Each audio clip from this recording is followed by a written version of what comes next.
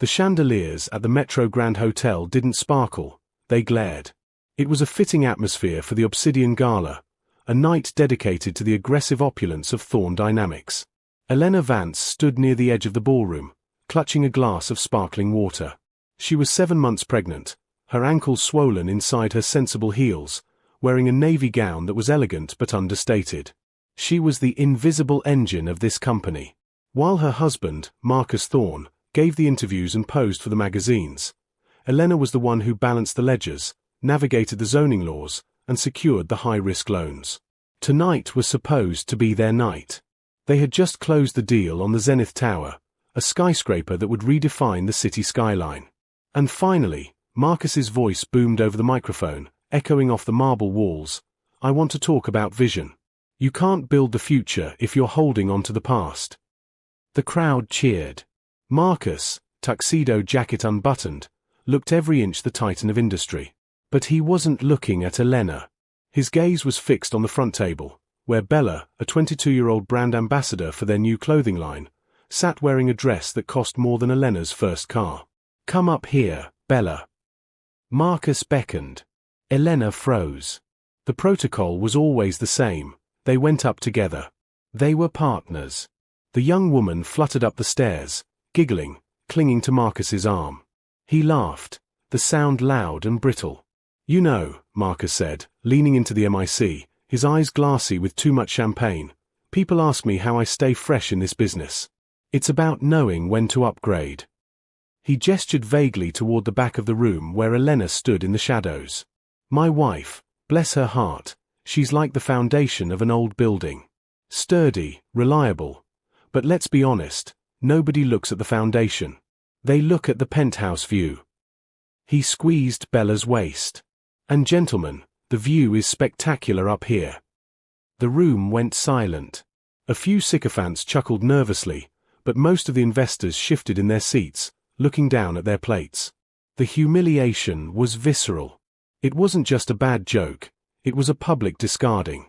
Elena felt the heat rise in her cheeks, but she didn't tremble. She felt the baby kick, a sharp reminder of the future she had to protect. She looked at Marcus, really looked at him, and realized that the charisma she once adored was just narcissism wrapped in a silk suit. A waiter near her whispered, "Should I get you a chair?" "No," Elena said, her voice terrifyingly calm. "I won't be staying." She didn't storm out. She didn't throw her drink. She simply turned and walked toward the exit with a slow, rhythmic gait. As she pushed through the heavy double doors, she could still hear Marcus's voice amplified over the speakers, blissfully unaware that he had just insulted the only person who knew the passwords to his life. She pulled out her phone. It was 9 p.m. on a Friday. "Siri," she said into the cold night air. "Call the firm of Sterling and Moore. Tell them to ready the dissolution protocols."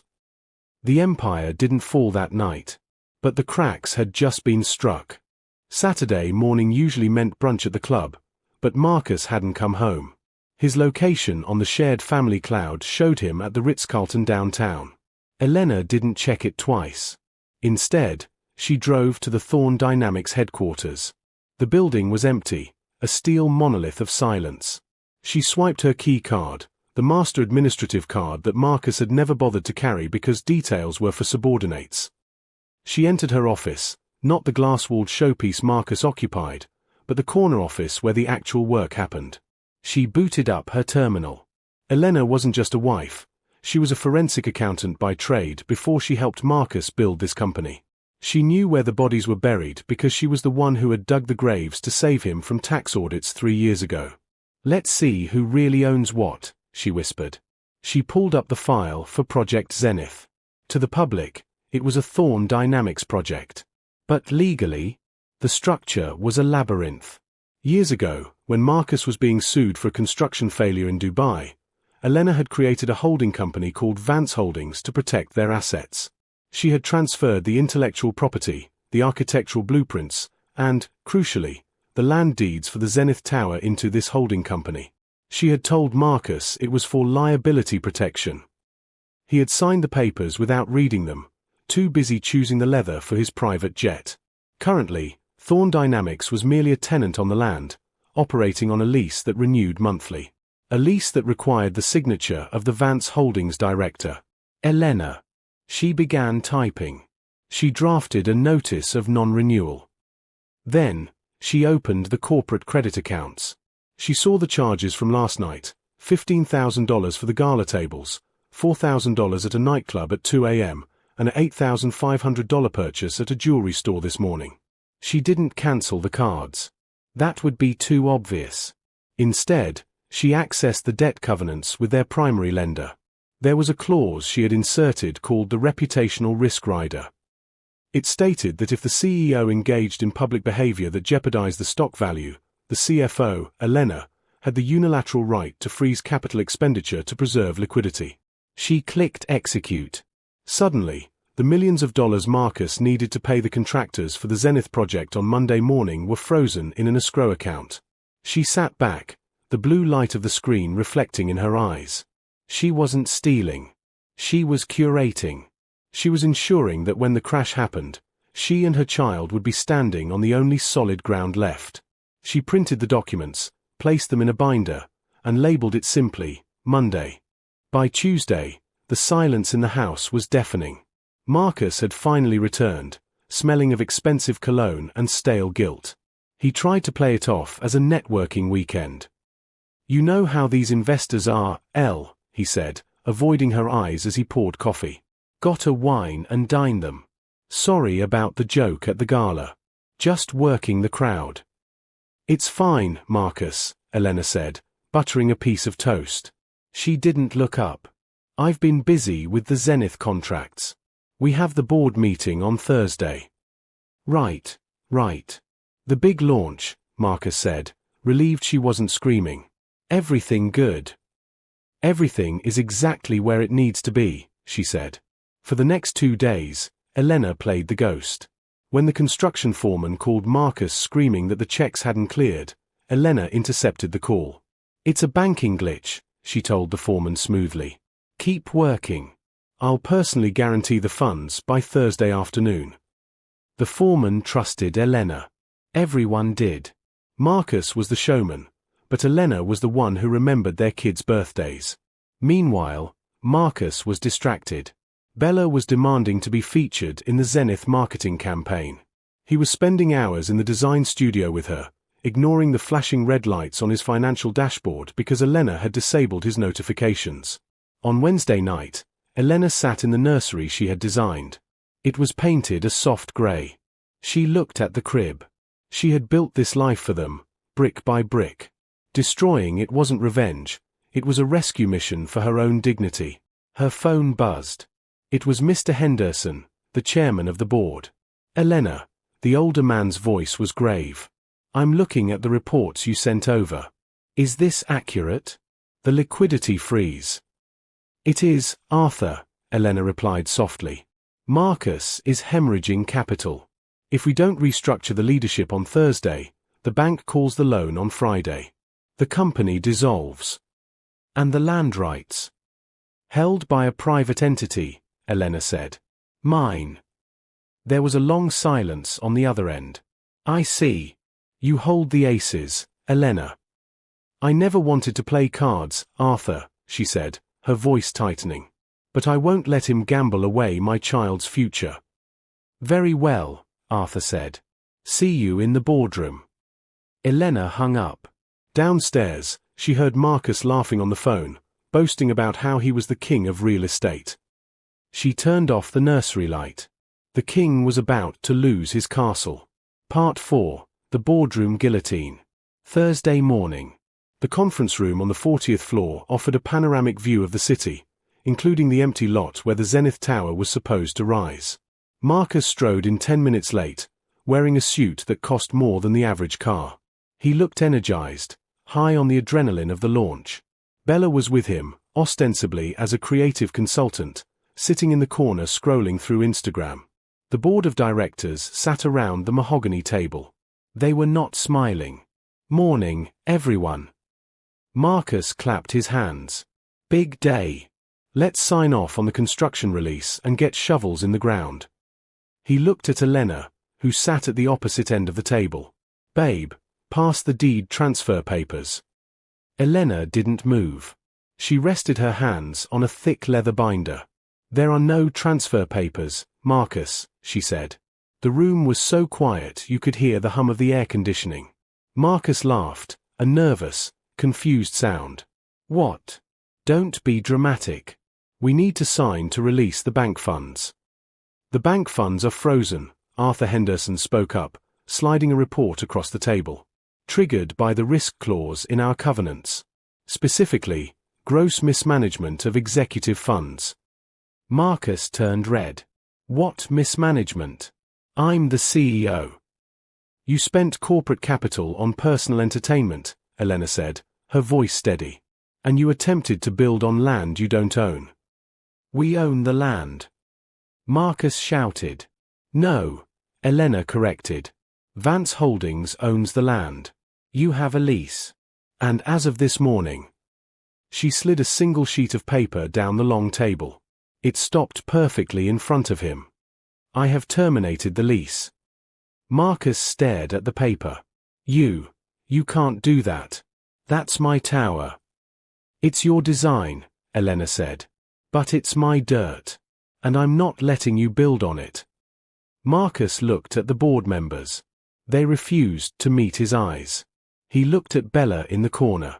She had stopped scrolling and was looking at him with a mixture of confusion and disgust. So, here is the offer, Elena continued. The board has voted. You are being removed as CEO, effective immediately. You retain your shares, but they are non-voting class stock. And if I refuse? Marcus hissed. Then I evict the company from the land, Elena said. The project dies. The stock tanks. And you are left with 100% of nothing. Or, you step down, I take over as interim CEO, we unfreeze the funds, and you walk away with a severance package. Marcus looked at his wife. For the first time, he didn't see the foundation. He saw the demolition crew. He slumped into his chair, the king reduced to a pauper in a power suit. Part 5. The walk away. The signing took 10 minutes. The lawyers were efficient. Marcus signed his resignation with a shaking hand. He looked aged, the vitality drained out of him. He looked up at Elena, searching for a trace of the woman who used to pack his luggage and smooth his lapels. Why? He asked, his voice cracking. Over a joke. A bad night. Elena stood up, smoothing her dress over her pregnancy bump. It wasn't a joke, Marcus. It was the truth. You revealed exactly what you thought of me. You thought I was weak because I was quiet. You thought I was disposable because I was loyal. She picked up her briefcase. You forgot that I didn't just marry the boss. I built the boss. She turned to the board. Gentlemen, we have a lot of work to do. Let's reconvene in 1 hour. As Elena walked toward the door, Marcus looked toward the corner. Bella. Coming. Bella stood up, grabbing her purse. She looked at Marcus, then at Elena, the woman currently commanding the room. Actually, Bella said, her voice icy, I think I'll call an Uber. This looks messy. She walked out, not waiting for him. Marcus was left alone at the table, surrounded by empty chairs and the view of a skyline he would never conquer. 6 months later, Elena sat in her new office. The Zenith Tower was rising, under a new name, the Vance Spire. The baby, a healthy boy named Leo, was sleeping in a bassinet near her desk. Her phone rang. It was Marcus. It wasn't the first time he had called. He was dealing with lawsuits from other creditors, and the severance money was running dry. Elena watched the phone ring. She didn't block him. She just let it ring until it went to voicemail. She had contracts to review, a company to run, and a son to raise. She had reclaimed her narrative. She wasn't the foundation anymore. She was the architect. Thursday morning arrived with the sterile brightness of a hospital operating room. The conference room on the 40th floor of Thorn Dynamics was glass-walled, offering a panoramic view of the city. Specifically, the gaping hole in the ground where the Zenith Tower was meant to rise. The board of directors sat around the mahogany table in silence. Arthur Henderson sat at the far end, his face unreadable. Elena sat to his right, her hands resting on the black folder. She wore a cream-colored suit, looking not like a victim, but like a judge. At 10:15 a.m., 15 minutes late, Marcus burst in. He was manic, energized, flanked by Bella, who was wearing sunglasses indoors and scrolling on her phone. Sorry. Marcus boomed, taking the seat at the head of the table. Traffic was a nightmare. Bella, grab a seat.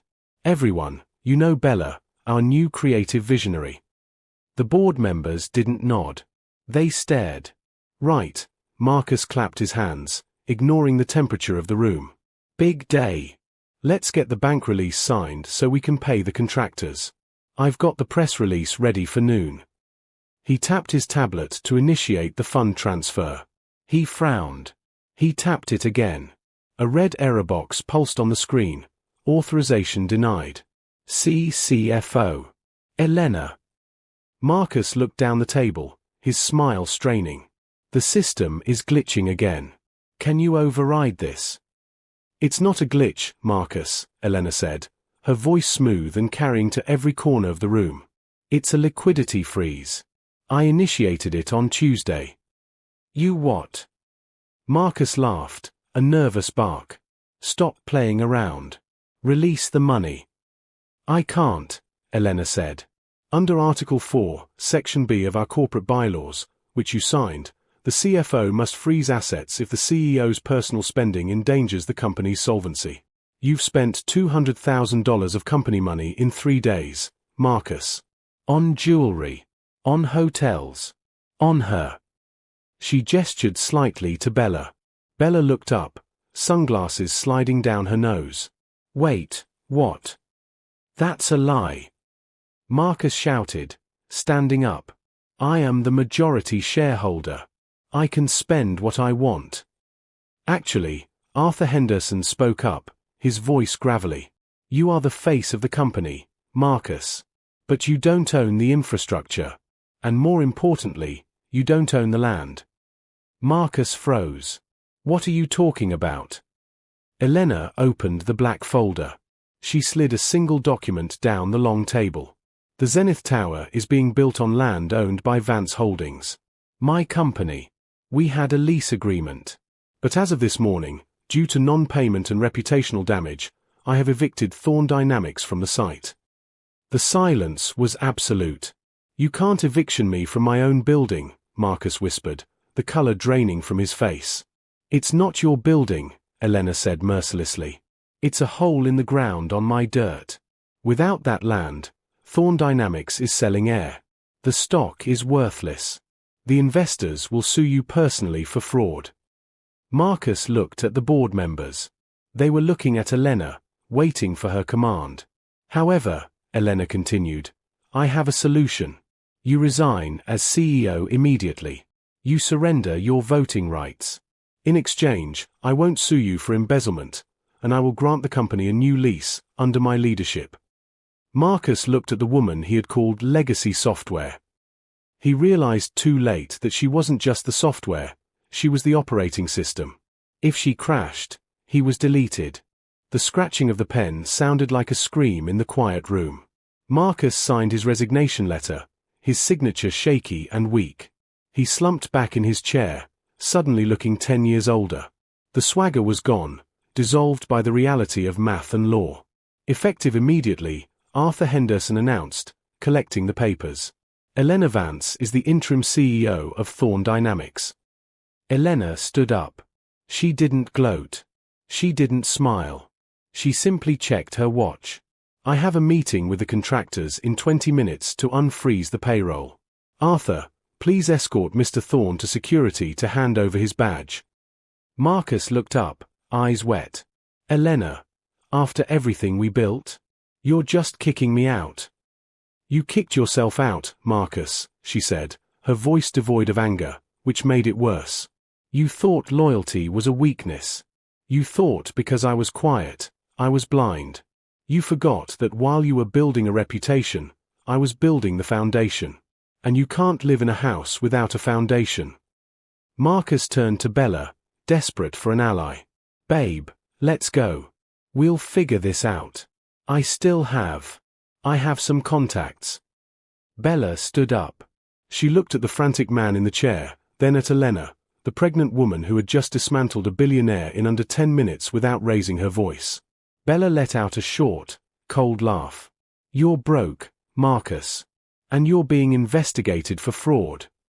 She slung her expensive bag over her shoulder. I think I'll take a separate car. My brand can't be associated with a loser. She walked out the door without looking back. Marcus sat alone, stripped of his title, his mistress, and his dignity. Elena walked to the door, pausing with her hand on the frame. Security will give you a box for your personal effects. You have 1 hour. 6 months later. The skyline had changed. The crane was gone, replaced by the gleaming steel and glass of the newly christened Vance Spire. Elena sat in the corner office, the one Marcus used to occupy. The decor was different now, warmer, functional, void of ego. In the corner, a high-end bassinet held 3-month-old Leo, who was sleeping soundly. Her intercom buzzed. Ms. Vance. I have a Marcus Thorne on line 2. He says it's urgent. Something about needing a reference for a loan application. Elena looked out the window at the city she now commanded. She remembered the gala. She remembered the humiliation. She remembered the way he had looked at her like she was furniture. Tell him to submit his request via email to the HR department, Elena said calmly. They handle inquiries for former employees. She clicked the line dead. She picked up a pen to sign the quarterly dividend report. She was a mother, a CEO, and a woman who had learned the most valuable lesson of all. Never give anyone the power to destroy you, and always keep the deed in your name. Summary: after being publicly humiliated by her husband Marcus, Elena Vance enacts a surgical revenge. During a critical board meeting, she reveals she has frozen the company's assets due to his reckless spending and, more importantly, that she personally owns the land his flagship project is built on. Facing total ruin and lawsuits, Marcus is forced to resign. His mistress, Bella, abandons him the moment his power fades. Elena takes over as CEO, saving the company and raising their child alone, while Marcus is left with nothing but the consequences of his arrogance.